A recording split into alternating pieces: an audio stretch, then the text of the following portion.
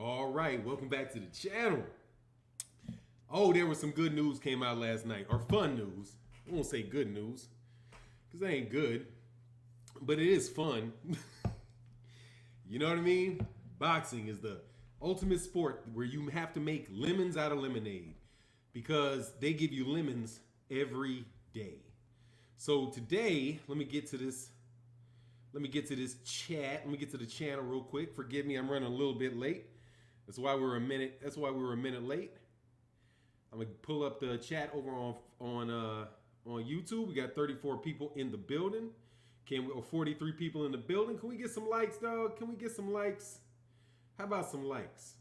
How about we set a goal for the likes and we keep the likes nice and high today? Because I'm gonna have a lot of haters because I'm gonna go everywhere on this live stream. Okay? I'm pretty sure at some point in time I'm going to piss everybody off. At least that's my goal, if I'm fair. Because if you're being fair, dog, you're going to disagree. You have people in your life that you love to death. Your mother, your father, your kids, you know, your best friends. And if you go back and you think how many times you disagree with them, you'll see that you disagree with them a lot. And you'll also find, I think, that some of your best moments and most fun moments you've ever had with them was when you disagreed and when you joked and you laughed and you talked to one another and, you know, and this person said his point, you said your point, she said her point, and everybody's getting into it. And at the end of the day, you know, you guys laugh it off and you walk off, right? So today I'm going to piss everybody off. And I hope that you guys come back and we can laugh it off afterwards. But some shit came out in the news, dog, and I'm going to be defending some people that y'all don't like for me to defend. But it's just what it is. And I'm going to criticize some people that you don't like me to criticize, and that's just going to be what it is. But it's all in love, and it's all in, well, it ain't in love. I ain't going to lie. It's all in the love of boxing and the love of this shit talk we do about this boxing every morning on this channel. Because that's what we do. We get together at 8 a.m. every morning, and we talk about boxing, whether it's hot topics, old topics, new topics, make-believe topics, whatever you want, dog. That's what we're here to do, man. We're here to satisfy and turn lemons, boxing lemons, into this boxing talk lemonade.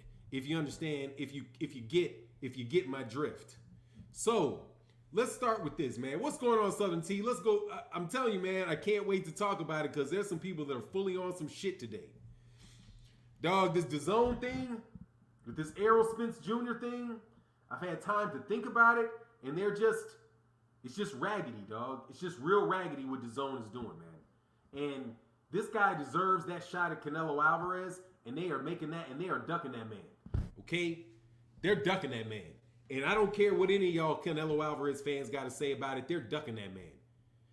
I'm seeing Errol Spence Jr. in the same situation he is now with Canelo Alvarez and Manny Pacquiao as being the same situation that he went through with Sean Porter, Danny Garcia, and Keith Thurman, where there's a bunch of people there are guys that are legitimate pay-per-view stars that are looking at the new pay-per-view star on the block like, nah, I don't think I want it. While they go around and fight domestic level UK fighters and maybe a main event ESPN fighter. So, yeah, y'all ain't going to be real happy about that, dog. Y'all going to call me an Errol Spence fanboy. I don't care. Errol Spence Jr. is the biggest fight that there is for Canelo Alvarez, period. There's no bigger fight than Errol Spence Jr. and Canelo Alvarez. There's not. There's not. And you know why there's not? Because, and I thought about this. And don't worry, I'm going to get into Terence, Crawford, Gary Russell Jr. because my new Brian Custer had an interview. Did y'all see the interview with Brian Custer? Y'all saw it, but y'all didn't see it. Y'all saw it, but y'all didn't see it. Brian Custer came out there shining in his red and black, which is a violation in Chicago, and a diamond and a brand on his chest. Dude, he had a shirt on, but y'all didn't understand. Look at that design on that shirt for Brian Custer. That's a brand, my friend. That's a brand. See, that's not some logo. That's a brand. The guy has a brand on his shirt. Because a bunch of people that I know got that same shit right here, got it right here, got it over here on his calf. And the first thing that I saw when I saw him was like, dog, you wearing a brand? You got a brand, Brian Custer? You let somebody put a cow brand on you? That's my dude. That's my dude. That's my dude. Thoroughly impressed with Brian Custer in his interview, man. We got 249 people in the building. We'll get into the conversation soon. Leon Robinson in the building. Ari Boxing Talk, what's good? Underground Asylum, what's happening? What's going on? Brandon N, Avion the Bible, C Cut, Brothers UK, D Walker, everybody in the chat, what's good? When we get to around 200 people, we're gonna really start cooking it. Yo, just saw it 2 hours ago. Yeah, that's a nuke. He came out in all his nucleism that day. But you gotta understand that he was wearing college gang material. like if you look carefully at that shit and you see certain gangs, look at his shirt and be like, huh? You'll be like, what? Yeah. Y'all don't know, dog. You don't know. Y'all don't know. I know. I saw it. I respect the dude for wearing a brand on his chest. In the middle of while interviewing Gary Russell Jr., my man, the Moore from DC, I thought that was a beautiful thing. He said, yeah, them brands are real. You can't get no brand if you paper. Nope. But see me, I didn't get a brand. I didn't get a tattoo because I was like, I make the noops. I was like, nah, man, you ain't branding me. I'm branding you. You know what I'm saying? That was my thing, dog. I was like, man, you ain't putting nothing on me, dog. I make it. You know what I'm saying? I don't need symbols on me. That was it. But see, I was kind of twisted at that time. It was very twisted at that time. Not kind of. Anyway, I'm currently arguing with some dude on IG because he says Errol don't deserve more than 30% in the Canelo fight. See, Gigavelli the Don. Do you know what you tell him? You tell him you're right. Now tell him to make the fucking fight and offer Errol 70%. You're right. Now tell him to give him 30% and make the fight. See, that's where them Terence Crawford fans, y'all fuck up. You should be, give him 30% and make the fight. Because you say Terence Crawford's going to dog walk him. If Terence Crawford's going to dog walk him, he's going to take 2 of the belts. He's going to become a pay-per-view star. Easy money. Isn't that what Floyd Mayweather Jr. did with Oscar? He didn't say, Oscar. You Mr. Pay-per-view star, Oscar. I don't need you. I'm Hall of Fame without you, Oscar. I've already won belts at 126, 130. I mean, at 130, 135. Right? I've already beaten Janero Hernandez. I've already beaten Jose Luis Castillo. I've already beaten Arturo Gatti. I've already beaten these guys. I don't need you, Oscar De La Hoya. No, I'm not taking 30% of this pay-per-view. Man, get the fuck out of here. Floyd took that money and whooped his ass and then became the man. That's how that works. And that's why Errol's not getting to fight with Canelo. Canelo fans. And see, y'all want to act like y'all don't know boxing, but you know boxing. You know there wasn't no goddamn 168 weight. That 168-pound weight class and 154-pound weight class really is bullshit. Because for the majority of boxing history, whenever you left the 147-pound division, do you know where you had to go to? Do you know where every welterweight champion in history before the year of 1980, do you know where they moved to when they left 147 pounds? My boxing dummies. They went to 160. It's just one weight class. They just lied to you and separated it into half weight classes, which is why it's called the junior lightweight division, the junior welterweight division. And then people try to get cute to make it look like it's, no, let's not say junior, let's say super. Nah, dog, that ain't super shit. It's junior, okay? Junior lightweight, junior welterweight, junior middleweight, cruiserweight is junior fucking heavyweight, okay? They're the same fucking weight class. 154 and 160 is the same weight class. 168 and 175 is the same weight class. However, Canelo ain't fighting at 175, is he? That's not no classic weight class. That's a bullshit top rank weight class. That's a top rank weight class or a Don King weight class. Who the fuck was it that introduced that bullshit? Who was the promoter at the time that introduced all that half weight class shit? That got you guys fooled. Thinking that Canelo Alvarez is some fucking monster because he won belts in 2 weight classes. 2. A half-ass win at 175 and at 160. Those are the fucking historical belts that he held. There is no lineage for 154. There's no lineage for 168. There's no lineage for fucking Bridgerweight. There's no real legacy for Cruiserweight. There's no real legacy for 140. There's no real legacy for 120 and 130.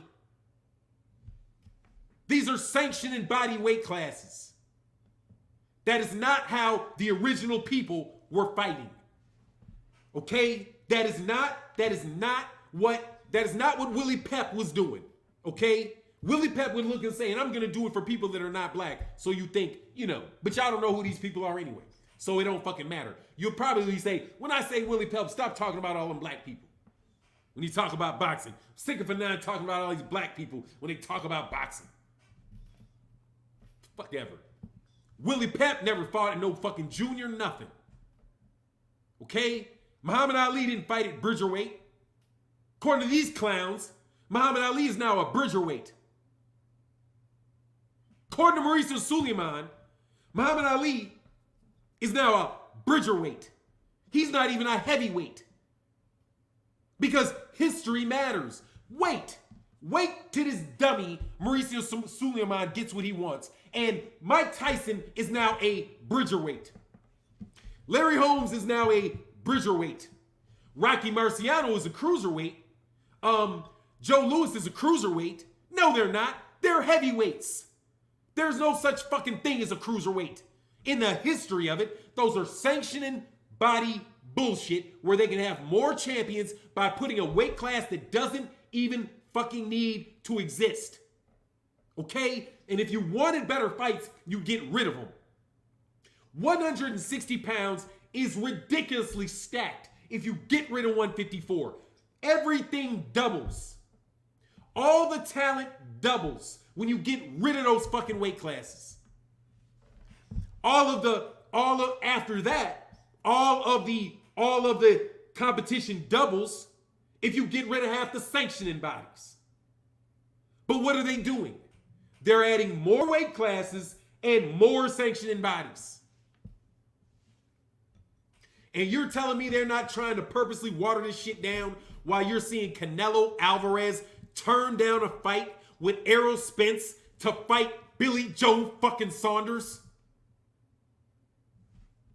And everybody in boxing acts like that makes some fucking sense? It's stupid. As a business decision, it's stupid. I thought boxing was a business. I thought it was about getting the most money. It's prize fighting, not pride fighting. Isn't that what it is? All of a sudden, the number 3, if you want to say it that way, pay-per-view star in the world walks in and challenges Canelo Alvarez, the other pay-per-view star, two of the only other 3 legitimate pay-per-view stars. And, Anthony Joshua is a pay-per-view star. No, he is not. He is a domestic level fighter where they charge for his fights in the UK. Ain't nobody paying for Anthony Joshua fights out of fucking pocket in the United States. Okay? Except for a $10 a month or whatever it is for now, DAZN subscription. He is not some global pay-per-view star. He's a fucking domestic fighter. He's a domestic pay-per-view fighter. An international world-level fighter for sure. Okay? Of the world-class fighters that the UK has, AJ is one. For certain. So don't get me twisted. But for Canelo Alvarez to turn down the biggest fight in boxing and you guys not to say anything about it, It's the biggest fight in boxing. Easy. Debate me on it. Debate me on that. It is the biggest fight in boxing. Easy. You know why? Because if you have that fight in Dallas Stadium with 120,000 people paying an average of $200 a fucking ticket, plus pay-per-view, Canelo does by himself about 600,000 pay-per-views. Errol Spence by himself virtually does about 400,000 pay-per-views. The combination of them is 1 million pay-per-views. When you put them together, that's about 1.5, 1.6 million pay-per-views and 100,000 people in Dallas Stadium, and Canelo Alvarez doesn't want it. That's a fucking duck. That's a duck. Because it's more money. You cannot tell me it's more money for Canelo. It's more fame for DAZN. It's more money for Canelo and it's more fame for DAZN, and they ducked it. And they said he's too small. At the same time, Canelo Alvarez is at 160, saying he cannot fight at 175 because he's not that big. His weight classes are 160 and 168, and which one does he choose? The weakest of the two. And he'll selectively go down to 160? He says he's keeping the belt, right? Canelo fans, he's not dropping the belt, right? Since he's not dropping the belt, he's going to fight there. Errol Spence Jr. has the right to move there. He ain't got to ask Canelo's permission to go fight at 160. You're ducking, Canelo. You're ducking. And there's something wrong with you, dog. There's something wrong with your legs. There's something wrong with you. You don't want that smoke from these dudes, man. Bullshit. This dude is going out there fighting these flat-footed ass fighters, and these guys are acting like you don't see it. Because they trying to build DAZN over a series of fights. And you heard Canelo say it. Canelo said, that's 5, Eddie. You got 2 more. And what are the 2 more?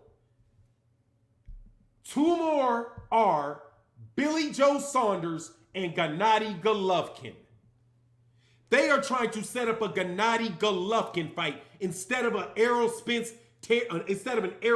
fight. That's what's going on. And watch how it plays out. And go listen to what they say. They're telling you that's what it is. Again, there is no such thing, historically speaking, prior to 1980, at the absolute earliest, it was 1980.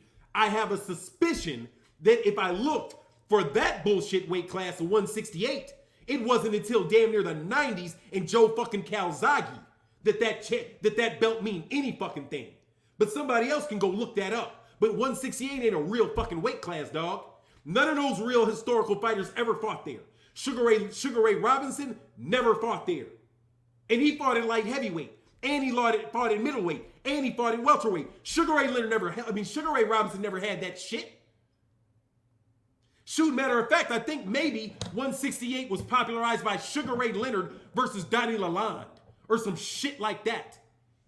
It's a fake-ass weight class with fake-ass belts, historically speaking. Just like the Bridgerweight, and you're seeing it done now. They got a new one called the Bridgerweight. Okay, you're going to tell me 20 years from now I'm going to have these damn conversations about he's the greatest Bridgerweight in history. He's the greatest Bridgerweight in history. Dude, human beings, you do not need all that weight division, okay? You do not. There are plenty of guys, 147, if you have same-day weigh-ins, that can beat guys at 160. It's happened shitloads of times. Shitloads of times. I could go on and on about times that's happened. Henry Armstrong is the best example. Henry Armstrong had same-day weigh-ins and won 126, 135, and 147 all in the same year. So that was 126 to 147 in 1 year. That's 21 pounds. Last time I checked, The difference between 47 and 60 is 13 pounds.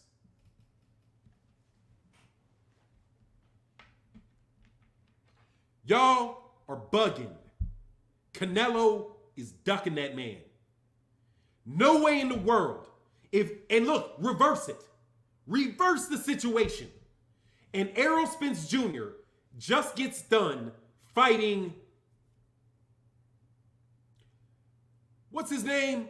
Carlos Ocampo. Because trust me, that was fucking Carlos Ocampo versus Errol Spence that we saw last weekend.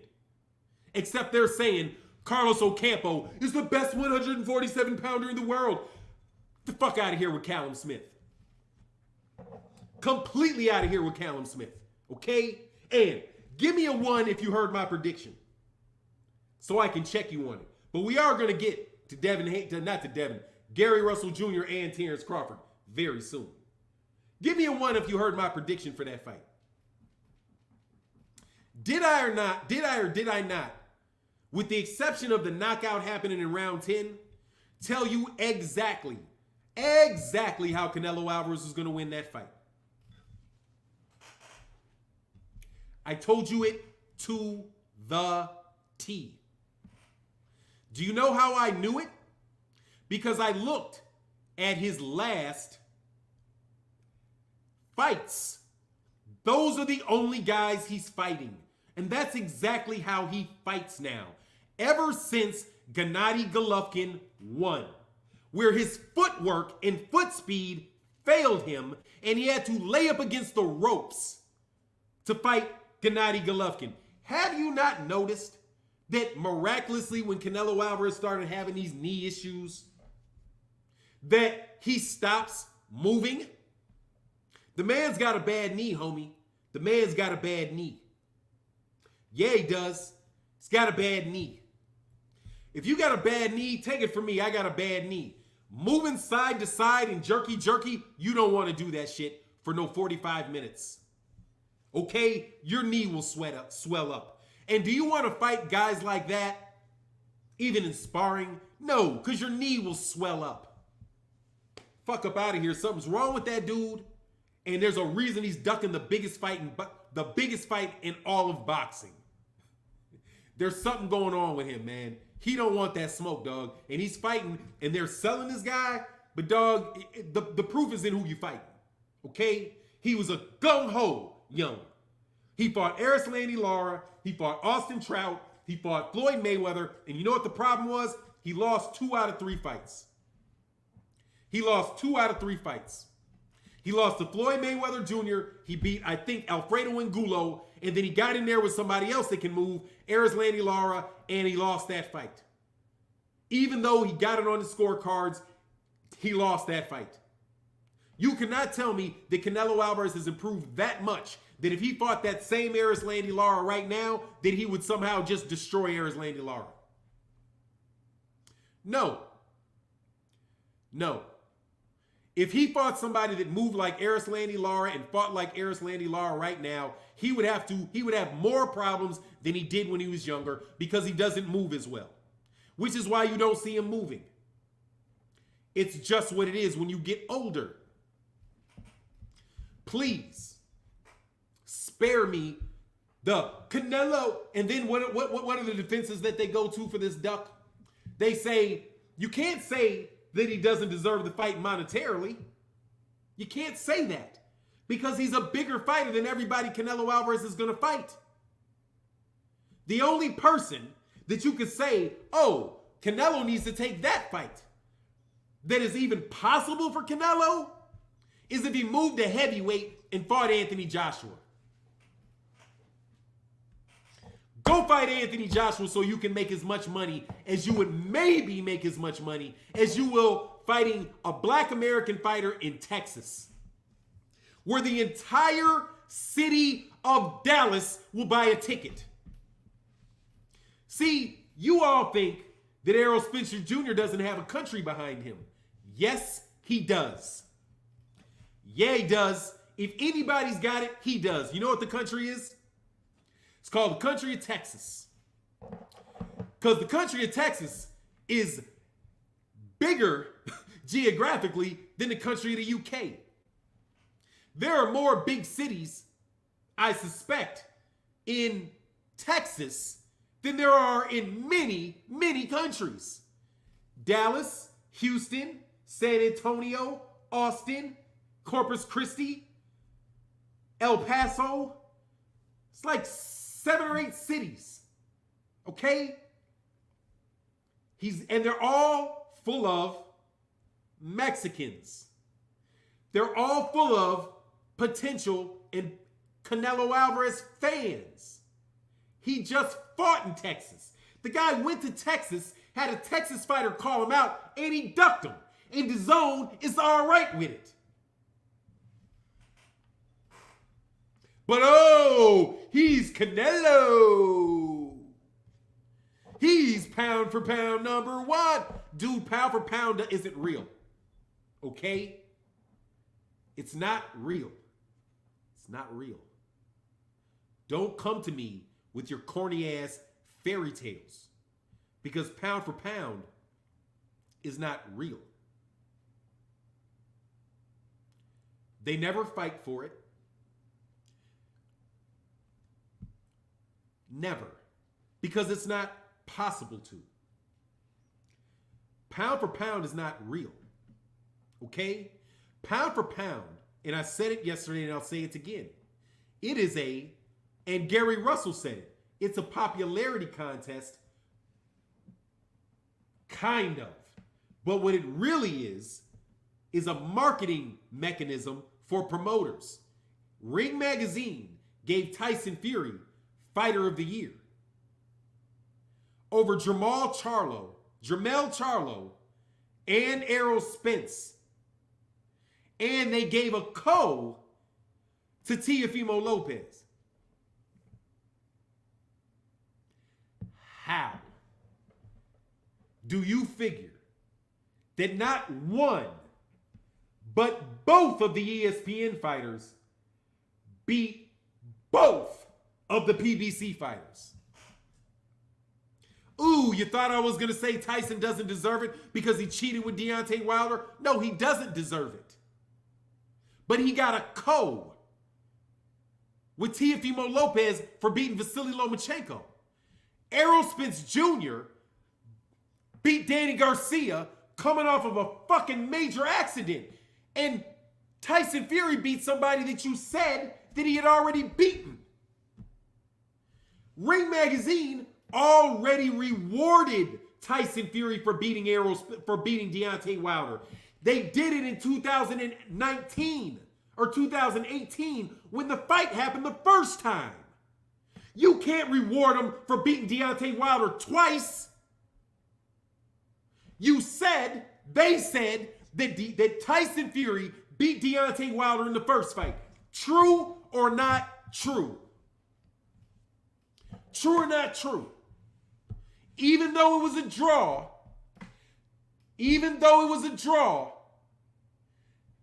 Deontay Wilder fell behind Tyson Fury as the number 2, actually, he fell behind him because Tyson Fury went all the way to 1. And they moved him ahead of Anthony Joshua, who had lost. And they moved him ahead of Deontay Wilder.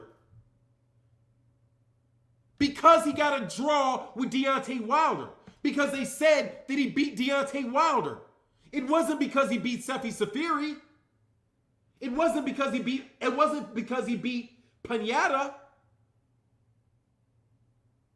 So if you gave him credit for beating Deontay Wilder, why would you give him credit for beating him again in 2020? You already gave him the reward. You're rewarding him twice for the same thing. If you really thought that this was an accomplishment, you wouldn't have given him credit the first time. You're paying somebody twice for the same thing. You're making him Fighter of the Year for something you said he did 2 years ago. Why is the win over Deontay Wilder so significant that Tyson Fury should get Fighter of the Year for something that he did 2 years ago? No, Ring Magazine is a fucking sham. They're a sham. They are a PR part. They are a marketing department. They are not serious about boxing, or they wouldn't do things like that in the face of what everybody knows is cheating. It's like they gave Antonio Margarito Fighter of the Year after Nazeem Richardson caught him.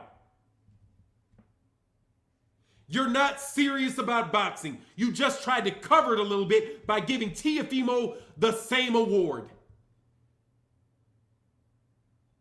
But Errol Spence Jr.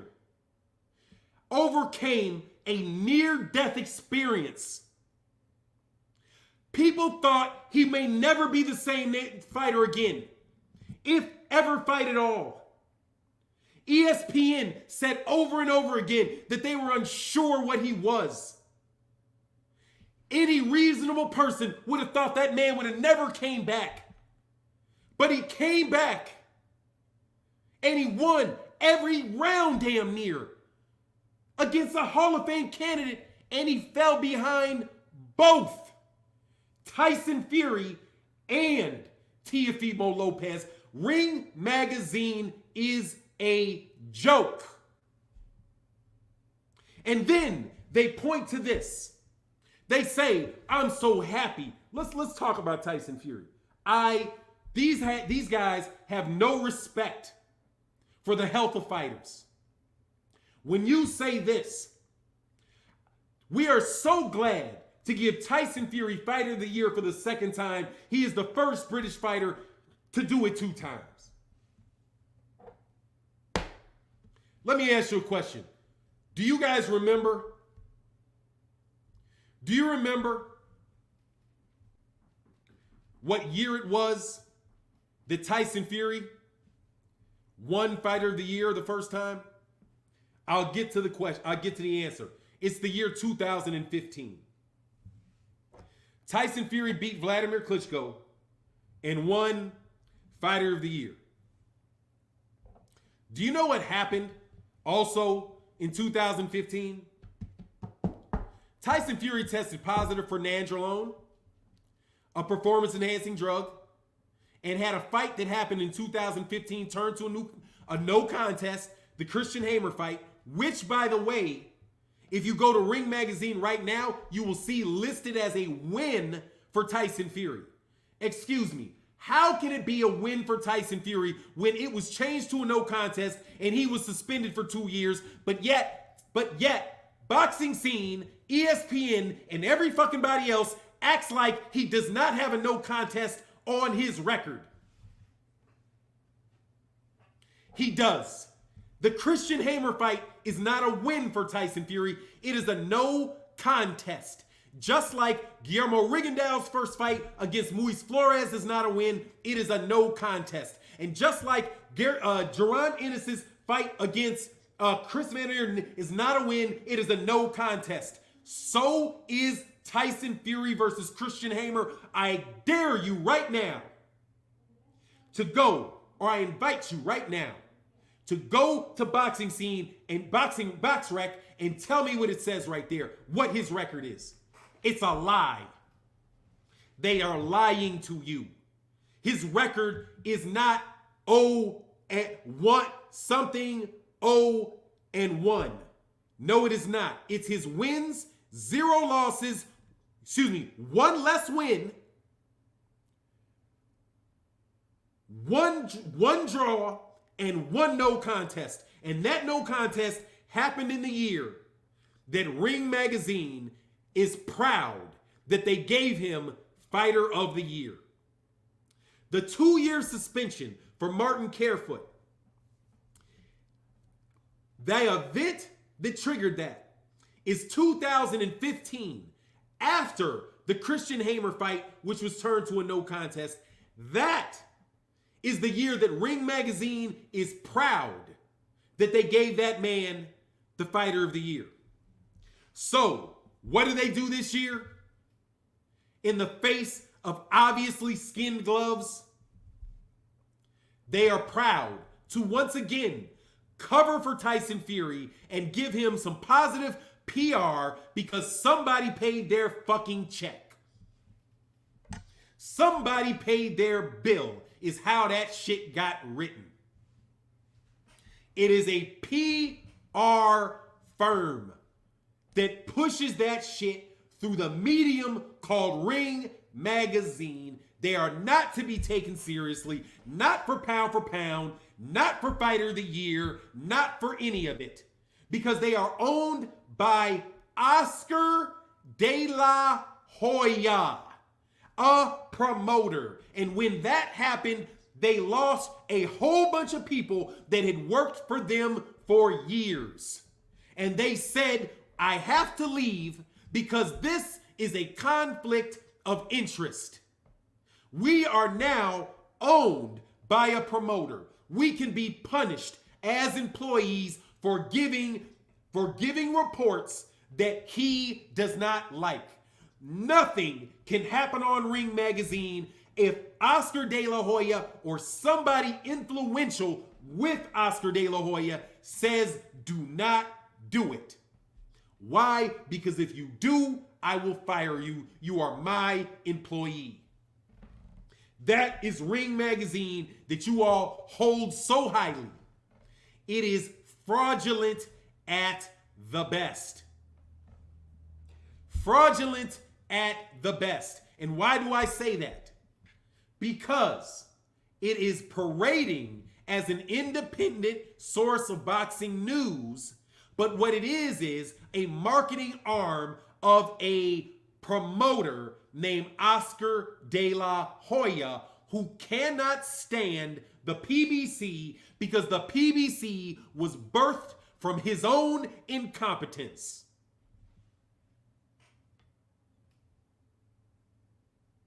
Yeah. Now, on to Terence Crawford. And let me get these super chats. And I appreciate you guys being patient and still supporting during this day of a cook. Because it has to be. You guys are pissing me off. And I know I got a lot of respect for y'all in this boxing talk and it's all fun. But for real, Canelo Alvarez is ducking Errol. Period. Just like Keith Thurman ducked him. But Canelo's ducking him for a lot more money. And you are letting the same mistreatment that occurred with Errol Spence Jr. vis-a-vis black fighters like Keith Thurman, who y'all don't want to forgive for nothing. Keith Thurman is forever and ever and ever thrown out of boxing, never deserves another chance again because he ducked Errol Spence. But not a peep about Canelo Alvarez ducking him. The whole conversation just turned to Terence Crawford, but what about Terence? Tell Terence to take 40% and shut up. Just like Errol need to take 40% and shut up with Canelo if he wants to fight. But guess what? Canelo ain't even trying that. Canelo, because you know why? Because Errol would take 40%. Right away. Send me the contract. That's how that would go. Hey, I dare you. Hey, Canelo, tell Errol to take 70-30. I bet you Errol takes that fight tomorrow. I bet he does. You know why? Because Errol want to whoop your ass. And Errol walked up as close to your grill as he could, Canelo, and said it. I wish he'd just call you out your name. For real, is what I wish. So you would have to explain why you turned down the biggest fight of boxing for Billy Joe Saunders.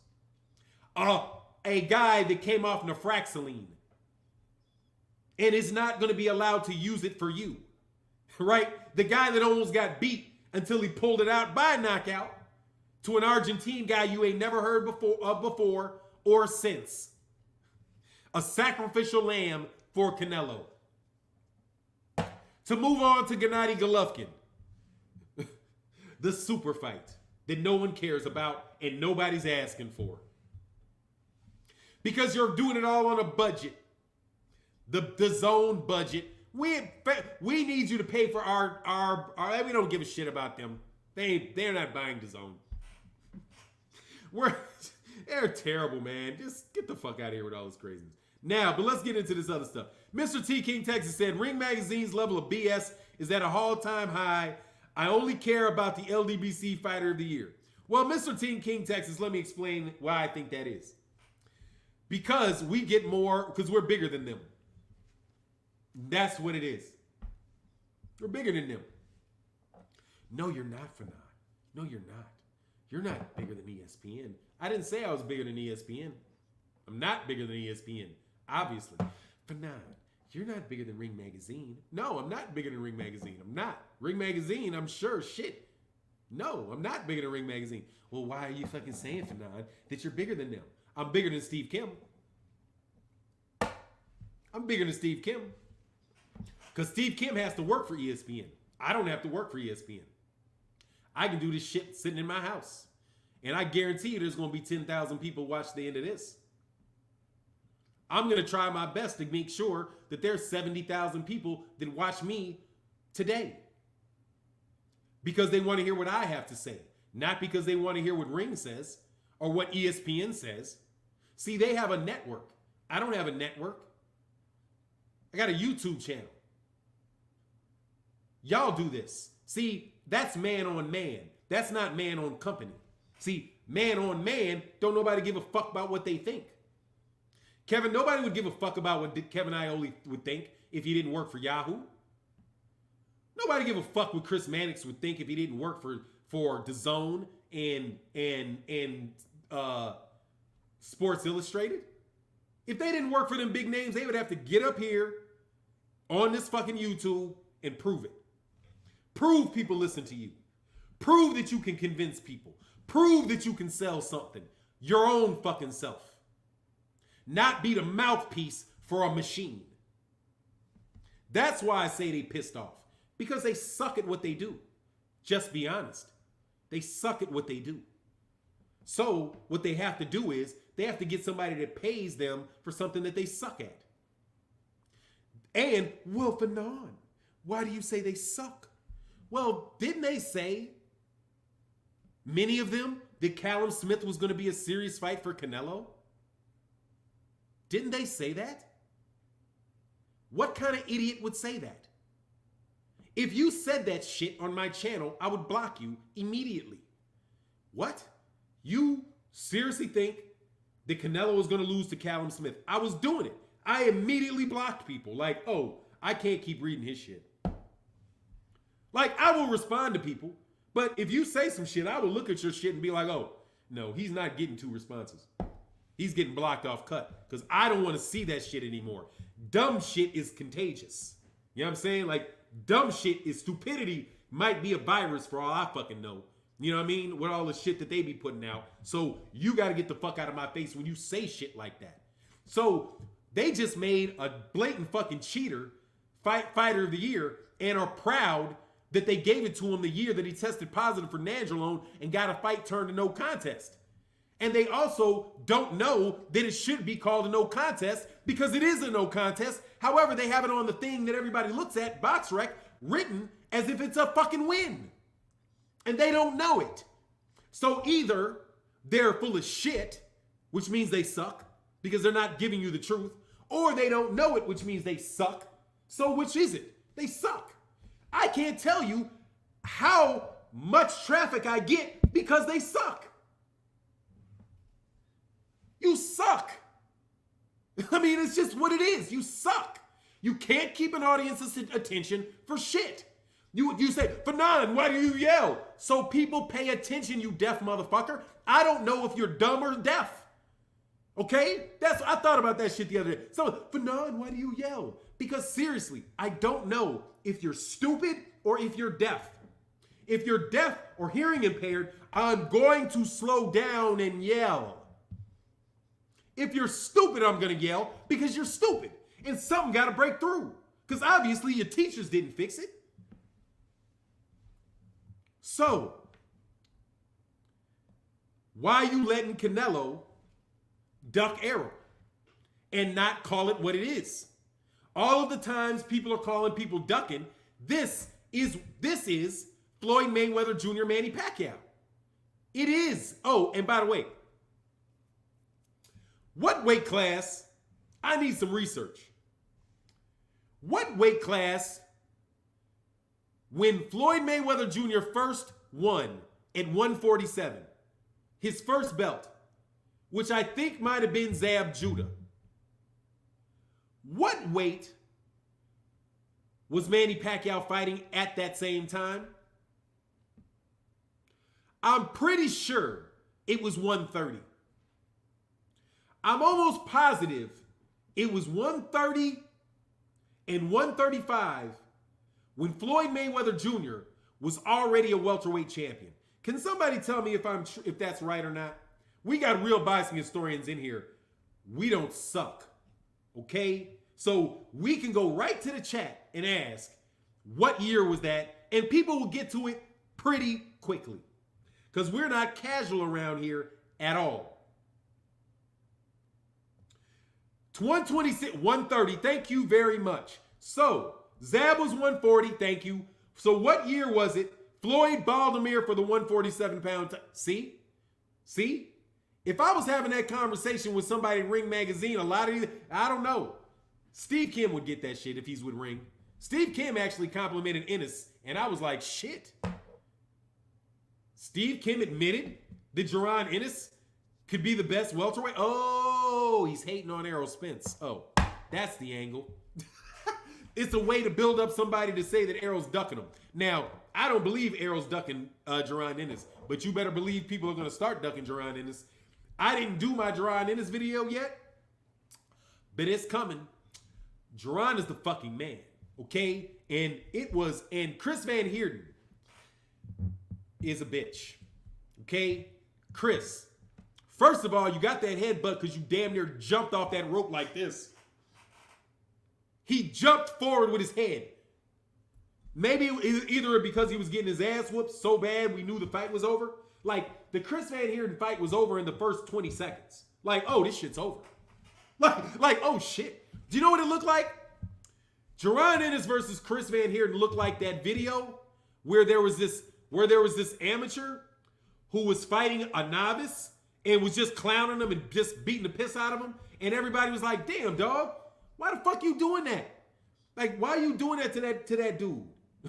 That's what I felt like with Jaron. I was like, Jaron, stop. Beat him up more slowly. He's got kids here, man. Just jab him sometimes. And see, that's what I think Jaron Ennis need to learn. Jaron, aim for a third round knockout, not the first. Okay? Aim for 3. Let the first round be where you just jab him to the body and the gut and soften him up real ugly, okay? So he doesn't find a way to get out of the fight. Like by jumping out of the ring, biting your ear, or doing some shit like that. Just beat his ass nice and slow next time. Then around 4 or 5, get real ugly with it. Be like, talk to the crowd and like grab him by the back of the head and do like a Tyson Fury. And just grab his ass by the back of the head, bow! And throw him down on the ground. And make him absorb that ass whooping. See, that's the only critique that I got for Jaron Ennis. Dude, slow down the ass whooping. Slow down the ass whooping.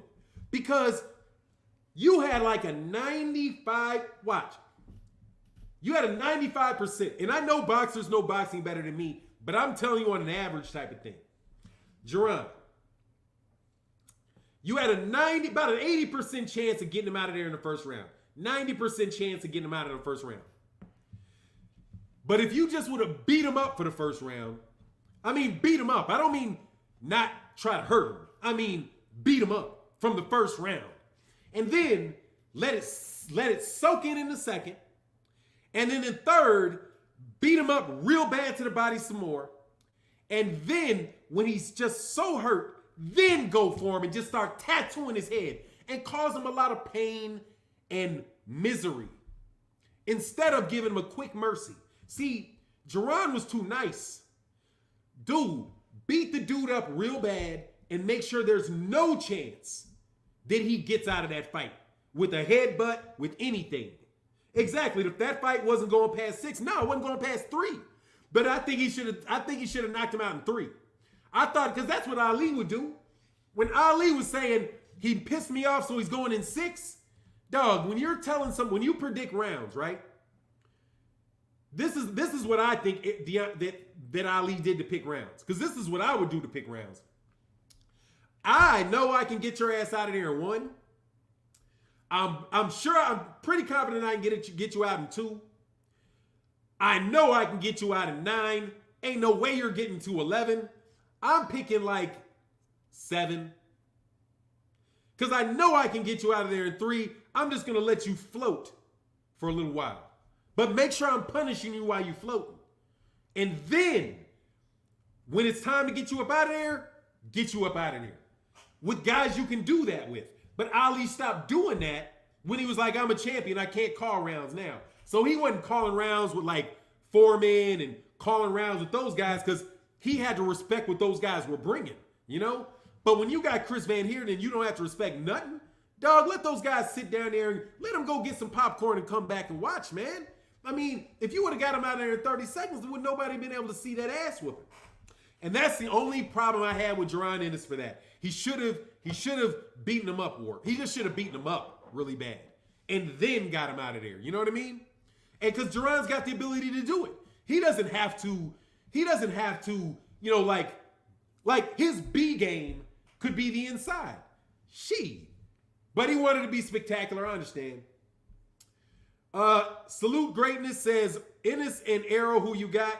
I don't have anybody right now. I don't know. And that's as much respect as I can give to Gervonta Ennis. I don't know. Gervonta, if I'm wrong, Gervonta's going to get fucked up. But Errol is something fucking nasty, okay? So I need Gervonta to go through a couple more loops, okay? So I'm for real. Like, I wouldn't put Gervonta near Errol right now, dog. Not how Errol looked with Danny, no. No. I'm going to have to prove, he's going to have to prove, like Gervonta, he's not going to have to prove, dog. You need to put him in there with, y'all need to, you need you need a couple monsters. I need to see him in there with something closer to a monster. Because Errol's a fucking monster, dog. And that's why I'm like so pissed that people ain't treating this like Errol's ducking, like Canelo ducking Errol. Because, dude, like I said, Manny went from 130 to 147. Canelo's a 160er, man. He's 160, man. Okay? He's 160. He's fighting guys at 168, but he's 160. He owns 2 of the belts at 160. He's ducking them. And if Errol goes there, Errol might maul the shit out that dude. You just don't know, especially if he's got an injury like a bad knee. Dog, he's not the same Canelo, dog. He doesn't have the same hand speed. He doesn't have the same speed. He doesn't. He's plotting. He's loading up. You know what I mean? Like, you think, look how fucking sorry that dude he fought, Callum Smith, is. And you tell me this dude ain't no fucking bum. Come on, man. And I mean bum like a professional bum. Not like he's a literal bum, like anybody can beat him. Come on, man. He's fuck out of here. I'm not calling him homeless. Because bum was an old term for homeless. Nobody's saying he's homeless. Bum is now in boxing a guy that has no chance. Okay? And everybody knows he has no chance. Callum Smith had no chance. And this is how bad Callum Smith is.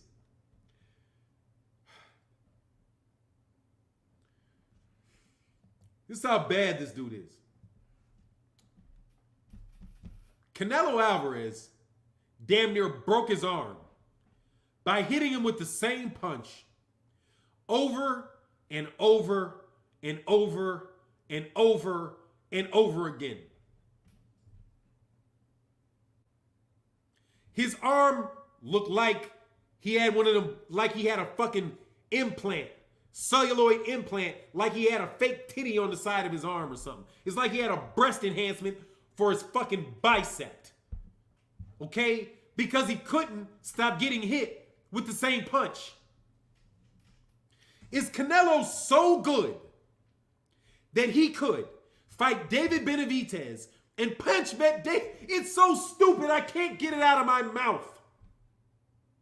Do you seriously believe that David Benavidez could get in there with Canelo Alvarez, and Canelo Alvarez is so good that he could punch David Benavidez in the arm 400 times till it blows up like a balloon and do nothing about it?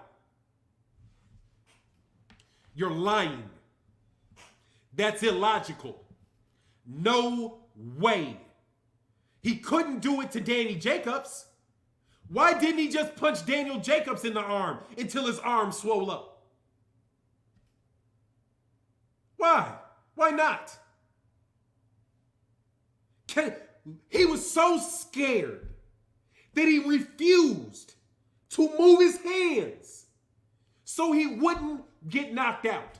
So he let the guy hit him over and over and over and over in the same spot until he couldn't move his arm. That fighter sucks. They can have that happen to them. Do you know what that is like? That is like you playing basketball against somebody and they hit the same shot on you for 45 straight minutes. But he's the best 168-pounder. Bullshit. That is not a conspiracy. I can't believe that Canelo was targeting his arm. What genius. What genius from Canelo. No. Dog, please. This is what that tells me about Callum Smith. He did not deserve that fight. He did not belong in that ring.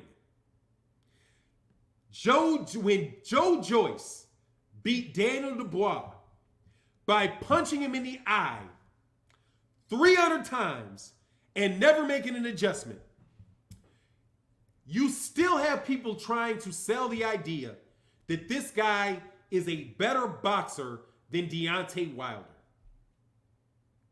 You have never seen Deontay Wilder hit with the same punch over and over and over and over and over and over again. But you have these clowns tell it. They would tell you that Callum Smith is such a better fighter than Deontay Wilder.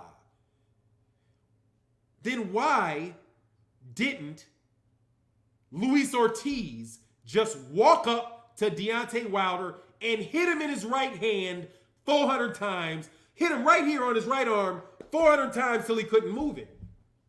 And then he would have won. See, because since Deontay is worse than Callum Smith, I'm sure he could have done that to Deontay Wilder. Why doesn't everybody just do that? Now that Canelo has introduced us to this new spectacular strategy of punching a man in the same spot all day, I'm sure that's what we're going to see happen to black fighters in America all the time now. Joe Joyce is going to come to the United States and fight. And he's going to fight Jared Anderson. And this is a strategy with Jared Anderson. I'm going to punch Jared Anderson in the eye 300 times till he quits on his knee. And they're like, no. He had fractured his orbital bone. Yeah, he fractured his orbital bone because he punched him in the same spot 400 times. Of course your orbital bone is going to break. If you just let me pick up this fucking phone, you let me pick up this camera and lay down and let me hit you in your eye with this for 3 minutes. Let me just lay down for 3 minutes and I'm going to hit you with this for 15 times in the same spot. Right? Boop, boop, boop, boop, boop on the same spot. Round 2. Boop, boop, boop, boop, boop on the same spot. Your orbital bone will fracture. You guys make up so much dumb shit to try to make your fighters look better. Last week, 2 months ago, we've never seen the likes of, and this, let me tell you how it goes too. CRB, you think Ennis is ready for Ugas? It's me, CRB. Yeah, I know you. And I'm going to go, let me get to these super chats. I'm sorry, man, because I've been cooking today and yesterday. I really have been. Oh, my gosh. Jerron Ennis is ready for Ugas? Yeah. Yeah. But he shouldn't fight Ugas like he fought Chris Van Heerden. You got to walk down the hill, dog. Young folk. This is something that you've heard this one before. There's an old bull and a young bull sitting at the top of the hill. The young bull says to the old bull, I'm going to go down the hill and fuck all those cows. And there's like 30 cows down there, right? I'm going to go down this hill. I'm going down this hill and I'm going to fuck all them cows. And I'm sorry, this is not, I'm going to give you the real one. I'm not going to PG rate it. And the old bill says, man, stop. How about we walk down the hill and we fuck them all, right? Like if you run down the hill, you're going to scare them off. Don't be so quick just to run down there and take the first thing that's given to you. Okay? Because while you're acting a fool, you might scare away everybody else, dog. Calm down. Act like you've had some coochie before. Walk down. Say, what's up to all the cows? What's up, cow? What's up, cow? What's up, cow? Meanwhile, you got your eye on that cow over there and you stride and all the other cows be like, man, that's a nice bull. I like that bull. Yeah. Ding-a-ling-a-ling. Hey, baby. That type of shit. And then you go from one to the other, to the other, to the other, to the other. So that is why I'm like, y'all just give away everything to support your one fighter in one circumstance. No, dog. You got to look at the grander picture and what we're trying to accomplish here. Or at least, no, I'm sorry. I used to think that. I don't give a fuck what y'all trying to accomplish. I'm going to look at what I'm trying to accomplish. And what I'm trying to accomplish is to get great fights that I can talk about on this channel. That is my selfish interest in this regard. I want to see these great fights.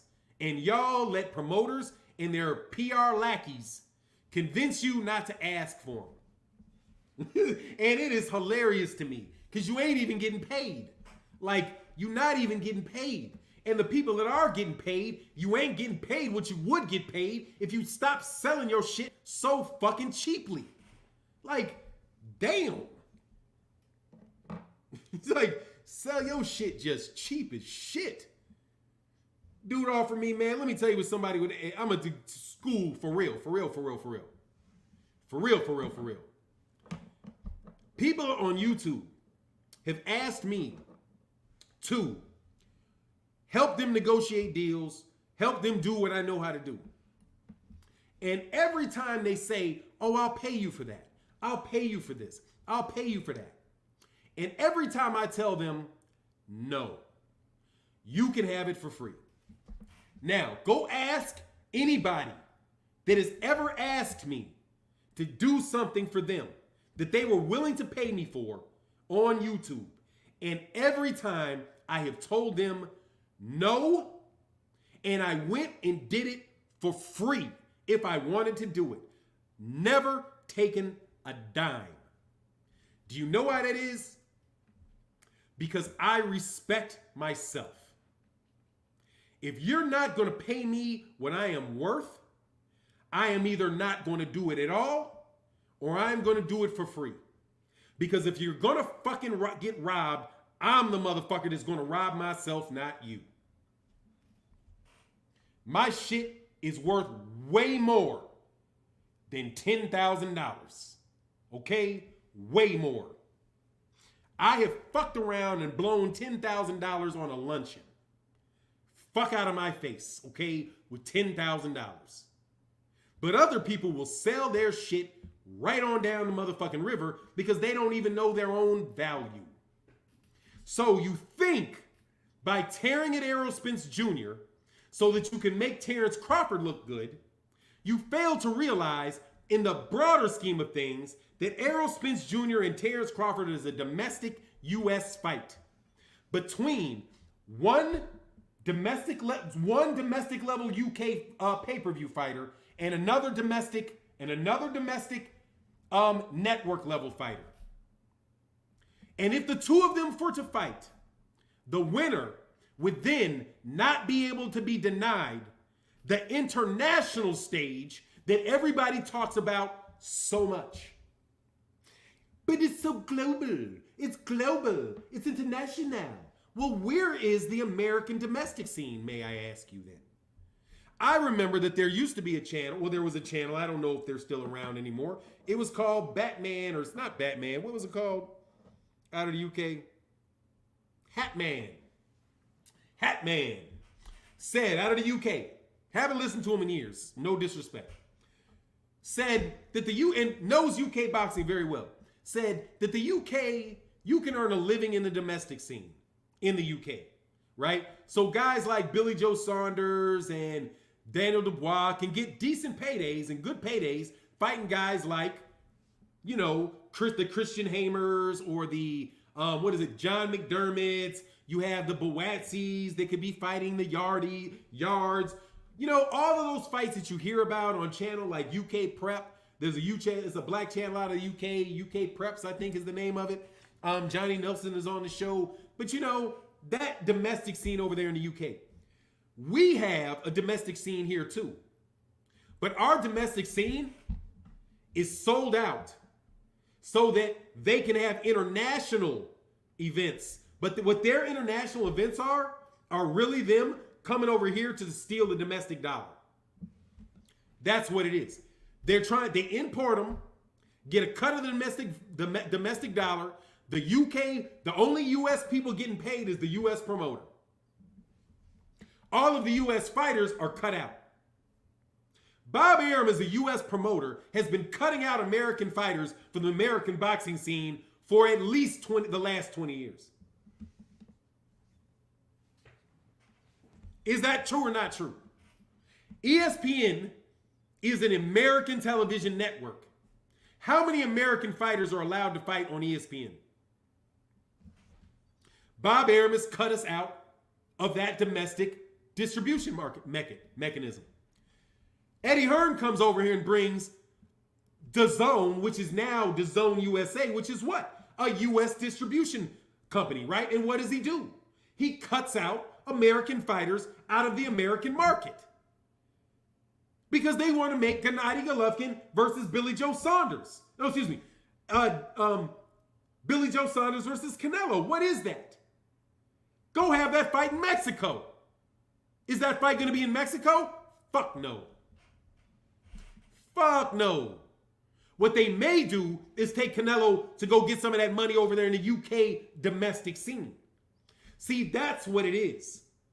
They hype their fighters off their wins and their records on their domestic scene. American fighters aren't allowed to fight in their domestic scene. You have fighters that are starving. How many fighters? I heard a guy, there are fighters in the US that have GoFundMe pages to get out of their management contracts. Which brings me to another subject. Lance Coppinger, what's his name?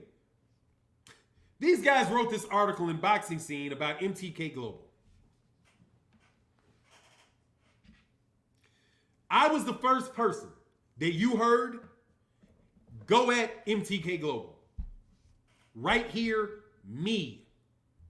Nobody else was going at MTK Global like I was going at MTK Global. Now, though, that MTK Global is actually signing fighters and getting fighters paid, now they're the big criminal in the building.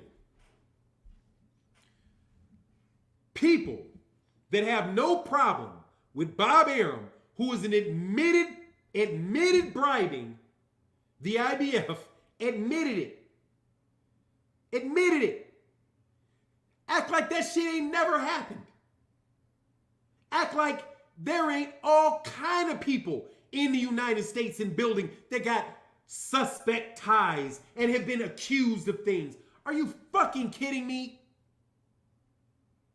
Are you kidding me? If everything that you said about these people was true, it only would make them just another one of the guys. Get out of here with that nonsense. Selective outrage. I am not promoting anything or anybody, but to sit there and talk about this situation and get the stress that I got on it when all I was trying to point out was that Deontay Wilder was cheated.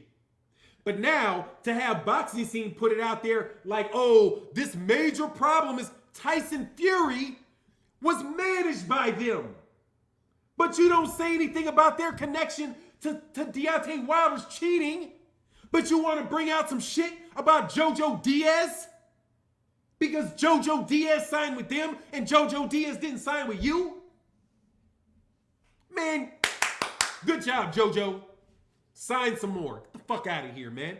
You got guys all over managing companies all over the country that can't get their fighters fights, and the fighters got to get, like I said, got to have GoFundMe pages to buy their way out of managerial contracts. But you want to put these dudes on blast for paying somebody? Oh, because of what somebody accused them of doing? Man, get the entire fuck out of my face. The stuff I've heard rumored about people in boxing. Are you kidding me? Are you joking? Like these people are just, man, fucking please. Ireland is nowhere near the United States as when it comes to the shit you talking about. They ain't remotely on the same level of the shit going on around here. And you got some noise, some fucking to point at him? Man, please. Selective outrage, just like Deontay Wilder and Gennady Golovkin. And to Andre Ward. I don't care if y'all hate Andre Ward. I'm going to give Andre Ward his credit. Andre Ward said, look, man, if Gennady Golovkin out there saying he wants to kill people, and Deontay Wilder said he wanted to kill somebody, we all jumping on Deontay Wilder, myself included, but now that I want to jump on Gennady Golovkin, I can't. Y'all going to be quiet about Gennady saying he want to kill somebody, but you want to say something about Deontay? Yeah, Deontay Wilder was wrong for saying that, but so is Gennady, and you're not saying nothing. That's what he said. Well, here you go. You got a problem with one thing that you think the man did. You ain't got no problem with something else that other people think the man might have done. But now you got the outrage. Man, fuck up out my face. And be who you are. Be who you are. Do not be Teddy Atlas acting like he's out here trying to solve the corruption in boxing. No, he isn't. All he's using the corruption in boxing is a debate. It's a debate. What do you call that shit? It's a debate prop for Teddy Atlas. It's a debate prop. And let me tell you what a debate prop is. A prop. Oh shit! I ain't even in the motherfucking microphone. A prop. Can y'all hear me better? Damn! I was going on the wrong mic. Can you hear me better? Oh, I told you I was on. I'm like, damn, I can't unplug this mic. Let's see. Let's say this is a prop. All right? This is a debate prop. Every time you say something that I can't defend, I'm going to pull out this prop and block you. Okay? So imagine you say something. Just say something. Something, Fannon. I say blocked. Something, Fannon. Block. And I use this statement every time, this tactic, every time I argue, every time I do something, I use that tactic. That prop. See, I have some props too. Let me tell you what my props are. My prop is called logic. If you don't make no motherfucking sense, I'm going to pull it out on your ass and slap you in the fucking mouth. Every time. You say stupid shit, bop, in the mouth with logic. That's my thing. Syllogisms, fallacies, logical fallacies, refuting logical fallacies. I don't even care what you're saying most times. I'm just going to wait for you to say something fallacious. And as soon as you say some shit fallacious, I'm going to run through you because that shit is fallacious. It's illogical. And not illogical like y'all say illogical. I mean truly illogical. Okay? The premise is not supported. Okay? The premise is not supported. The premise is assumed. Ad hominem, all of those are just fallacies. They have nothing to do with the truth or the falseness of your position. They're just props. So that's what I do. And that's why y'all can't fuck with me. Just so you know. I am fully aware that you cannot fuck with me. And so are you. But Eddie Hearn. But let me explain to you what Teddy's prop is. Teddy is full of shit. So Teddy will use the truth as a prop. Right? Because the best lies are mixed with truth. Because if you're listening to them, you can say, oh, he said 5 things and they're all true.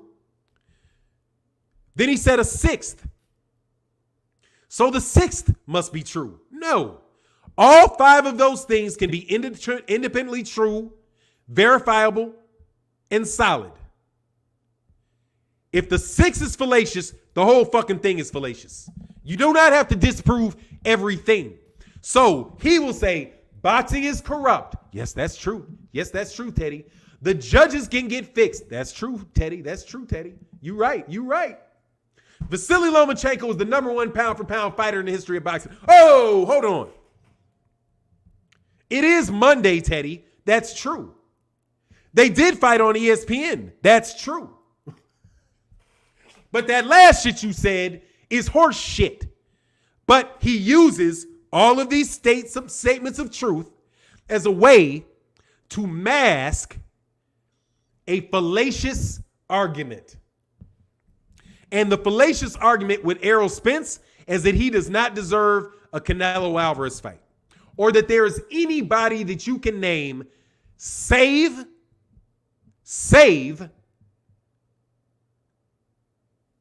Demetrius Andrade and Jamal Charlo that deserves a fight before him, according to any argument, because they've been waiting the longest for sure.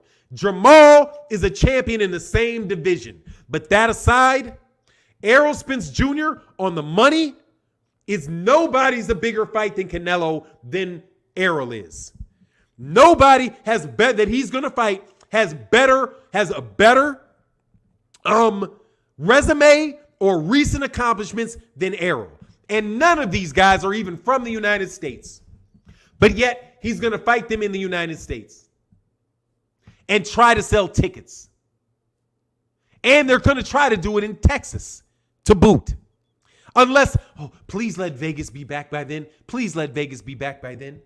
So we don't have to, so we can get out of this. It's shit is just ridiculous, dog. What are you going to say when Canelo stops Charlo? That he fought him is what the fuck I'm going to say. That he fought him. What are you going to say until then? He doesn't need to fight him. How about but now, I played with you. I played, what do you call, fortune telling, right? I fortune told with you. You asked me, what would I do if something happens that Canelo Alvarez ain't trying to make happen? God willing, we can make this fight. Canelo is full of shit. If that's what Canelo Alvarez really said, because I don't speak Spanish, and sometimes interpreters get funny, God willing, we'll make that fight. Yes, everybody says that. Dog, you got Canelo Alvarez's head so fucking swole that when he gets thrown in there with somebody with a fucking pulse, he's going to get his ass whooped. Like, I'm telling you, Rock, you can't fight Jamal. Man, get the fuck out of here if you think Canelo Alvarez is just going to walk through Jamal Charlo. But you just don't want to. And we've been asking for it for years. And, hey, how many years is it going to be? Like, and what can Jamal Charlo possibly do to deserve a fight if what he's already done is not enough?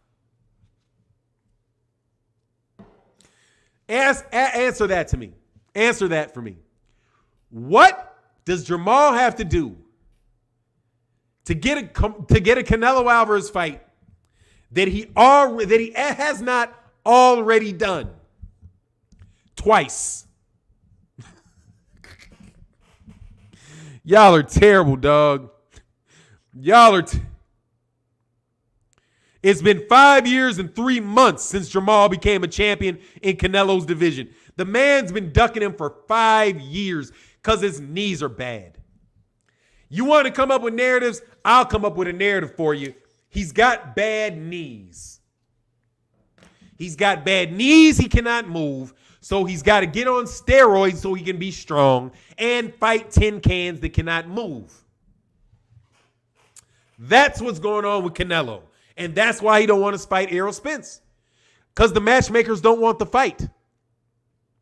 His matchmaker said, no, that's a bad fight for you, Canelo. As an amateur matchmaker myself, I think that's a bad matchup for him. Just like I thought Gary Russell is a terrible matchup for Devin Haney. Bad matchup. Bad matchup. Either way that fight would have went, Devin Haney was going to look bad. You know why? Because he's better. Gary is better, more mobile than Yuriorkis Gamboa, and Yuriorkis Gamboa went the distance. Gary Russell Jr. is going the distance against Devin Haney, and that would have been bad, even if he won. Certain style matchups are bad for people, and I understand them. However, that doesn't mean that the fights can't get made, because guess what? Canelo is a bad matchup for Callum Smith, and he ain't got no choice. He's got to take it. He's got to take it or else, right? See, only cash cows and big money guys and fake asses and phony asses get to pull that bullshit about bad matchups. Because when you're not good, every matchup is bad for you. Okay? Every matchup that Errol Spence Jr., every person that Errol Spence Jr. fights, that he is a bad matchup for them. Because anybody that he fights underneath the weight of 168, he has got more than a 40% chance of beating. More than 40%. If Errol Spence Jr. can move up to 160 and be strong and carry that weight and carry his power, he will beat Gennady Golovkin at 160.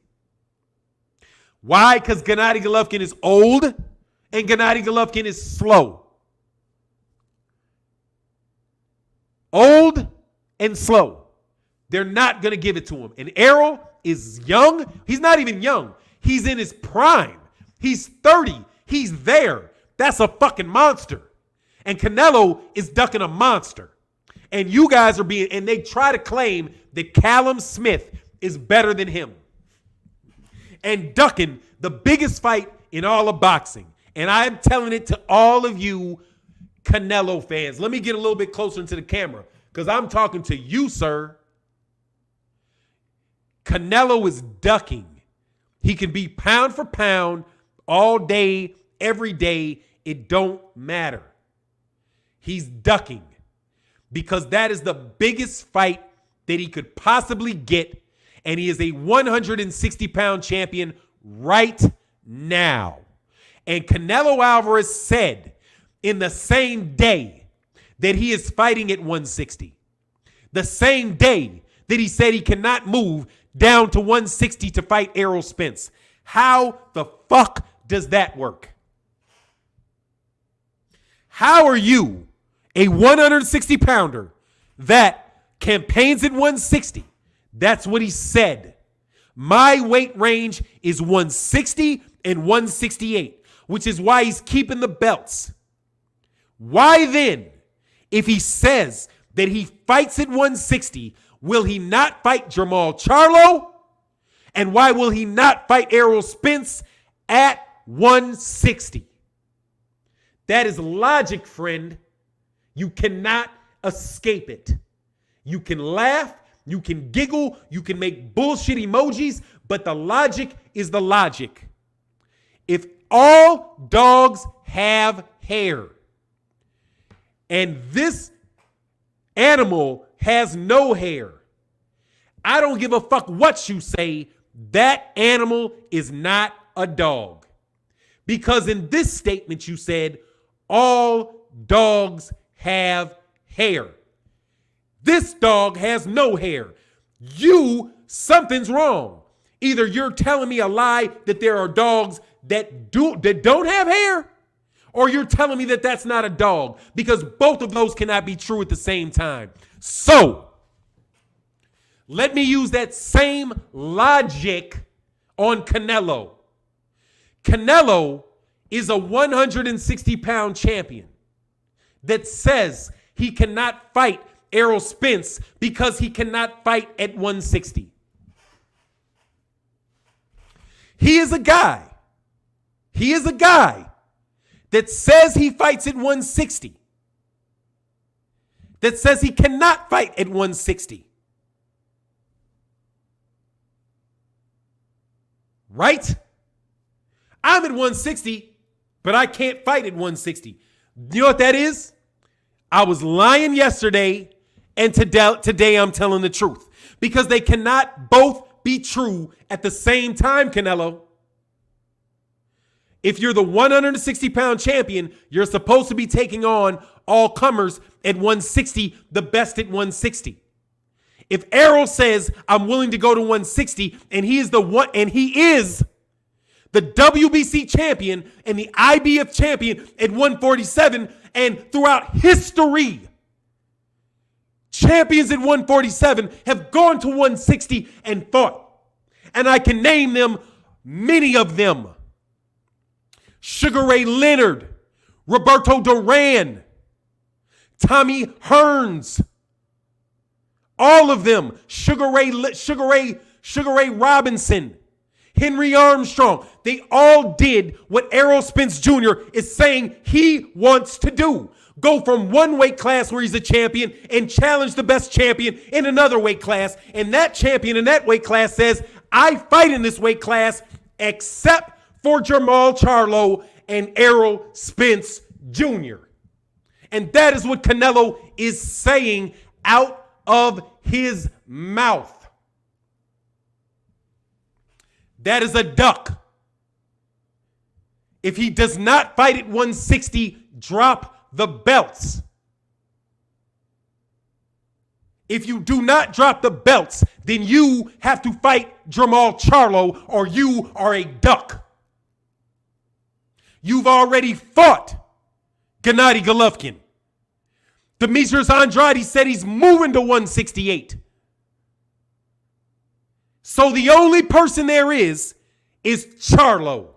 And you ain't trying to fight him again. It's a duck. By logic, it's a duck. Now, let me tell you what was not a duck, so I can flip it and use the same logic. Not a duck. Gary Russell Jr. is at 126 pounds. Devin Haney is at 140 pounds.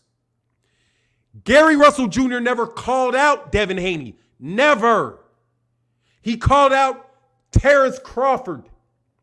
Devin Haney said that he wanted to fight Gary Russell Jr. on a date he already had a fight. In not enough time for Gary to train. That is not a duck. That is a fight that did not happen. Because Gary did not go to 140 and fight somebody else at 140 on the same day. Now, if Gary had said, I can't make December, whatever the date is, November 6th, and then he turned around and fought on November 6th at 135 pounds against somebody else, then you could be like, oh, you ducked him. You can say that about Canelo. Canelo is a 160-pound champion. Charlo is a 160-pound champion in the same, not just weight class, in the same sanctioning body. But I got to go. Much love to the chat. Much love to everybody in the super chat. Thank you for supporting me in the super chat. Even though I missed them for the last couple days, I had to cook. Make sure you guys go over there to 78 Sports TV coming up next. And with that, I'm out. Peace. Dumb A. Nov Nav Sports. What date was the fight for Terence Crawford? When Terence Crawford was trying to fight Terence Crawford did not have an opponent. They were still negotiating. When Devin Haney called Gary Russell Jr., they already had a date set. That's apples and oranges, dog. It's apples and oranges. And I'm sorry for missing the super chats. And with that, I'm out. Peace.